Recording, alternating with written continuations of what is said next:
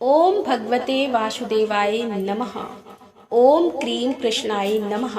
कार्तिक मास महात्म्य सुनने वाले सभी भक्तों का आज की कथा में हार्दिक स्वागत है। भगवान श्री कृष्ण और श्रीमती राधा रानी की कृपा सदैव आप पर और आपके समस्त परिवार पर बनी रहे। आज आप सुनने वाले हैं कार्तिक मास महात्म्य का 22वां अध्याय। कथा सुनने से पहले हम सबकी प्यारी श्री राधा रानी का ध्यान कर लीजिए और फिर इस पावन और परम कल्याणकारी कथा का श्रवण करते हैं। राजा पृथु ने कहा कि हे नारद जी, आपने कल ने जिस प्रकार से मुक्ति पाई है वह सारी कथा हमको सुनाई है और मैंने भली प्रकार से सारी कथा सुनी भी है।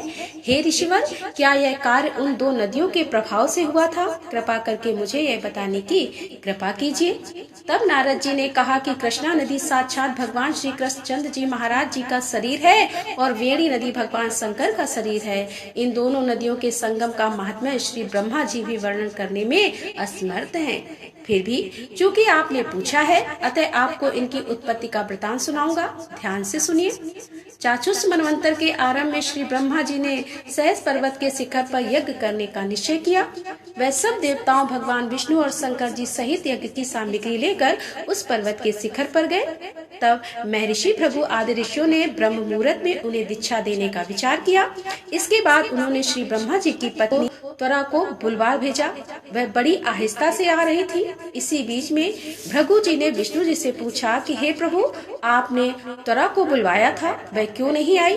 अब तो ब्रह्म मुहूर्त भी टल गया है। इस पर भगवान विष्णु ने कहा, यदि त्वरा यहाँ यथा स्थान पर नहीं आई है तो आप गायत्री को ही स्त्री बनाकर दीक्षा विधान कर दीजिएगा। क्या गायत्री पुण्य कर्म में ब्रह्मा जी की स्त्री नहीं हो सकती? और तब भगवान शंकर ने भी भगवान विष्णु जी की बात का समर्थन किया। यह बात सुनकर भृगु जी ने गायत्री को श्री ब्रह्मा जी के दाईं ओर बिठाने का दीक्षा विधान आरंभ कर दिया। ऋषि मंडल गायत्री को दीक्षा दे ही रहे थे कि इतने में ही त्वरा आ पहुंची। ब्रह्मा जी के पास में गायत्री को बैठा देखकर ईर्ष्या से क्रोधित होकर त्वरा ने कहा कि जहाँ अपूज्यों की पूजा होती है, पूज्यों की अप्रतिष्ठा होती है, वहाँ पर दुर्भिक्ष, मृत्यु, भय तीनों अश्वमेव हुआ करते हैं। यह गायत्री ब्रह्मा जी के दाईं ओर तथा मेरे स्थान पर बैठी है। यह अदृश्य बहने वाली नदी होगी। आप लोगों ने अविचार से मेरे स्थान पर इसे बैठाया है। इससे आप भी सब जड़ रूपी नदियां होंगे।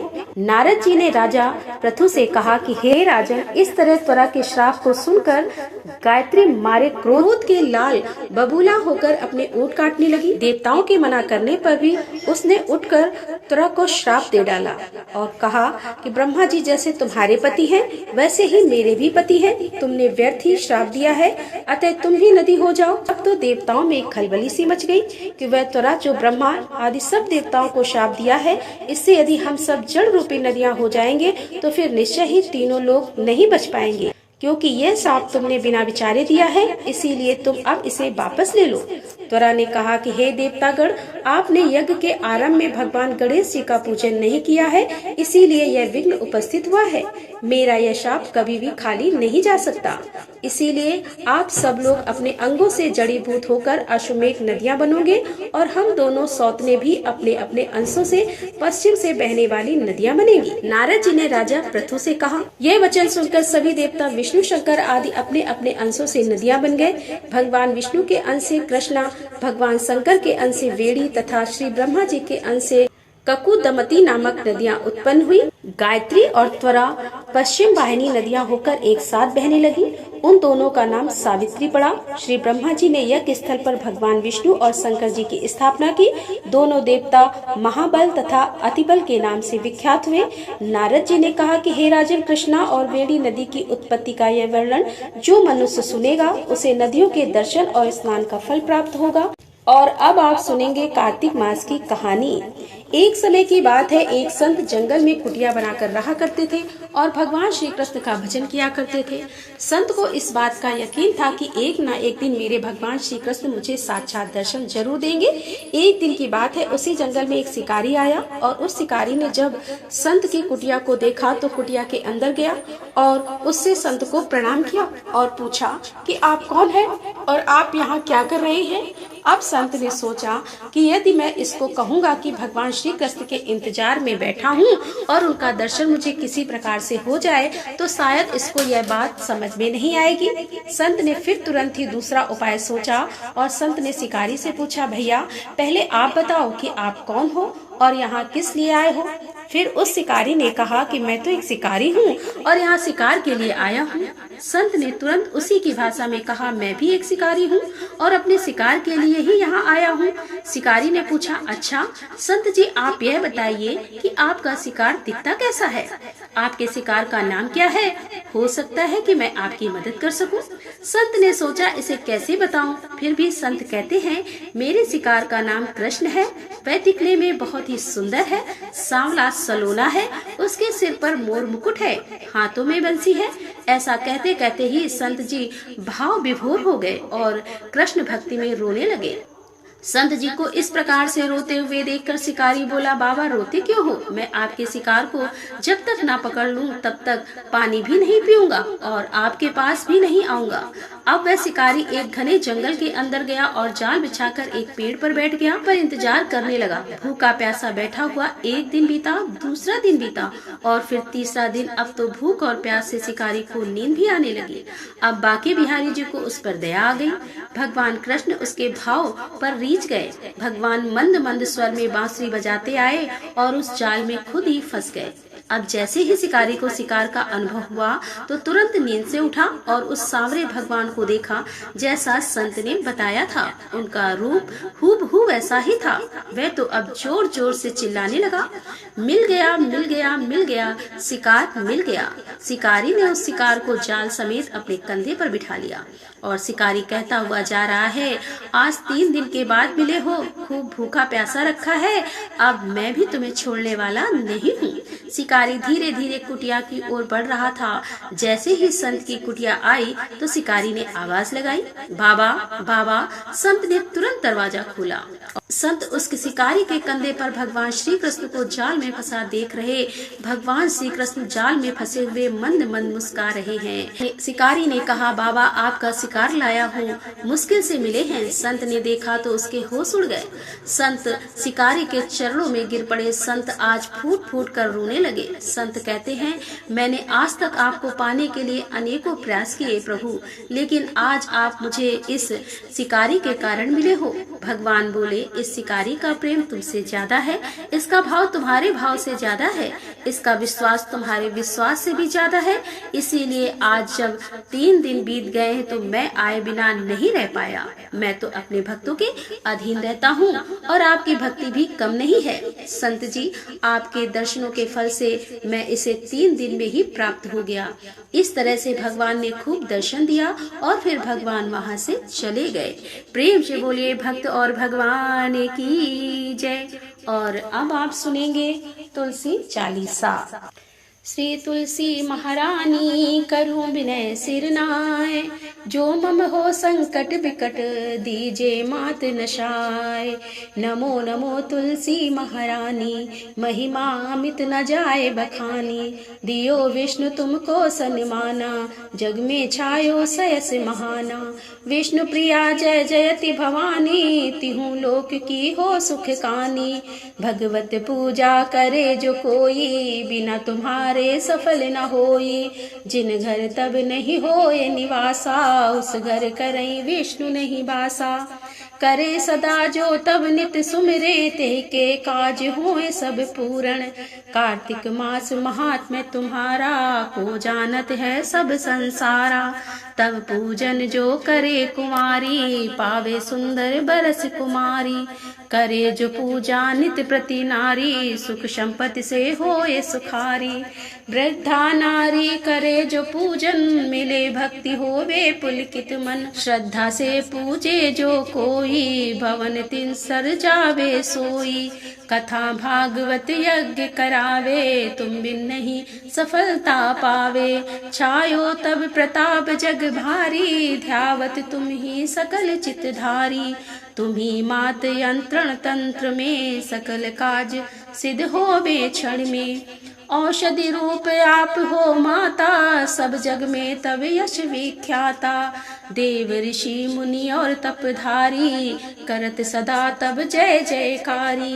वेद पुराण तब यश गाया, महिमा गम न पार नहीं पाया। नमो नमो जय सुख कारण, नमो नमो जय दुख निवारण।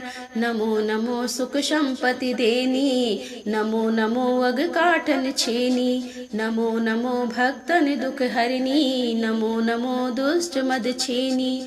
नमो नमो भव पार उतारो, नमो नमो परलोक सुधारण। नमो नमो निज भक्त उबारण, नमो नमो जन काज सवारण।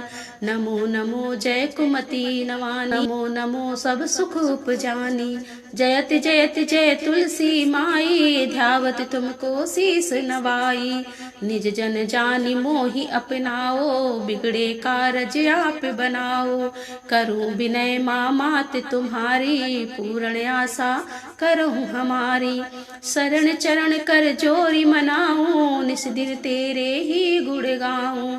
करहूं मात अब मोह पर दाया, निर्मल होए सकल मम काया।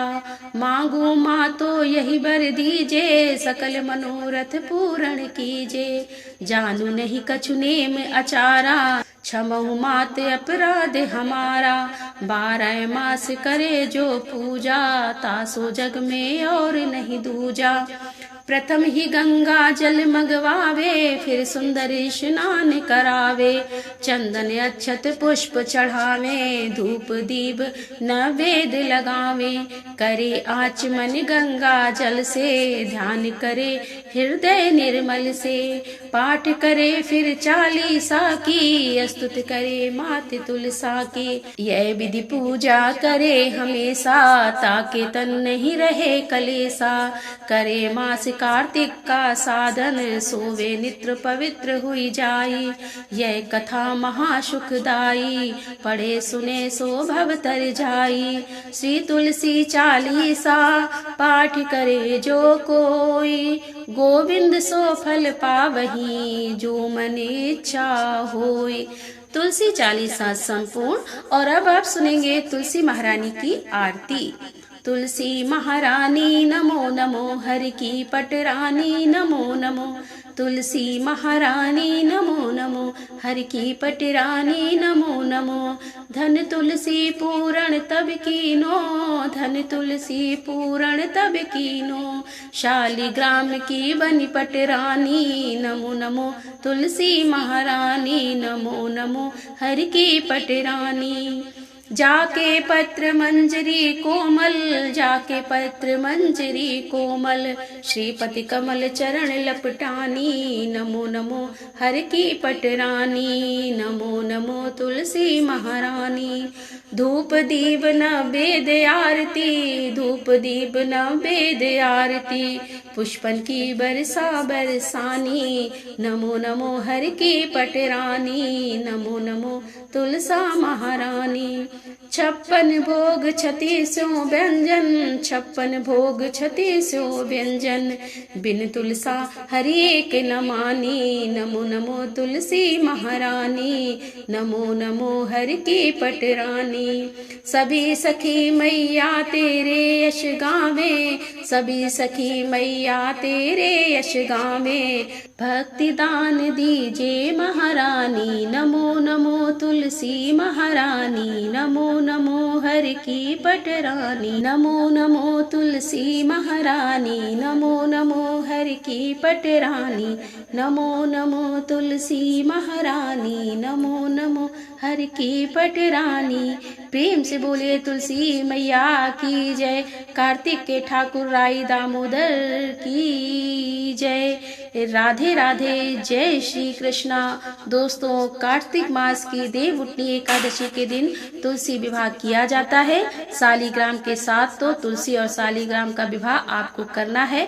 देवउठनी एकादशी कब है और तुलसी विवाह से संबंधित जो भी आपके प्रश्न हैं, इस विषय पर वीडियो चैनल पर अपलोड हो चुकी है, तो आप लोग जरूर देख लीजिए। और अगर आप छठ करते हैं तो छठ पूजा की वीडियो भी चैनल पर अपलोड हो चुकी है, आप लोग जरूर देख लीजिए। लीजिए। आज की कथा आपको कैसी लगी कमेंट बॉक्स में जरूर बताइए। अच्छी लगी हो वीडियो तो वीडियो को लाइक करने के साथ ही ज्यादा से ज्यादा इस वीडियो को अपने दोस्तों के साथ शेयर कीजिए। और चैनल पर पहली बार आए हैं, अगर अभी तक आपने चैनल को सब्सक्राइब नहीं किया है तो आज की वीडियो अगर आपको अच्छी लगे तो चैनल को सब्सक्राइब करके बेल आइकन को जरूर प्रेस कर लीजिए। इससे यह होगा कि इस चैनल पर जो भी नई वीडियो अपलोड होगी उनकी नोटिफिकेशन आपको सही समय पर प्राप्त होगी। मिलती हूँ अगले वीडियो के साथ, तब तक के लिए राधे राधे, जय श्री कृष्णा, हर हर महादेव, जय भोलेनाथ की।